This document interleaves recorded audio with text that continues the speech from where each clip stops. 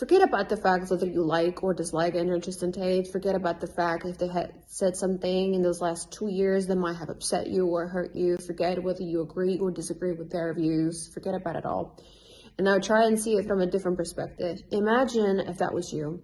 Imagine or it was your son, your brother, your father, or your close friend, whoever. Imagine if that was not them in this situation.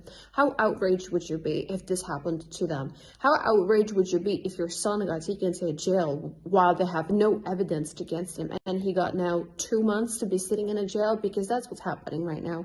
They've been sitting there for 30 days in a jail with no evidence, and they extended it for another 30 days. So imagine how outraged and mad would you be if this happened to your son or your brother.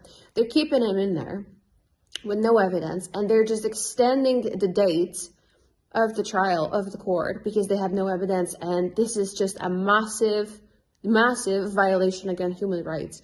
Imagine how mad and how outraged would you and your friend and your entire family be if to see this injustice. Now, forget about the fact that it's injustice in Tate. Imagine if there was a different perspective. How outraged and mad would you be? Now, I don't understand, just because they're so controversial, how people cannot see from that, past that point, that they're controversial, how this is so unfair and is clearly a violation against human rights in the European Union. I don't understand how people are now mad and don't see this and are now outraged themselves.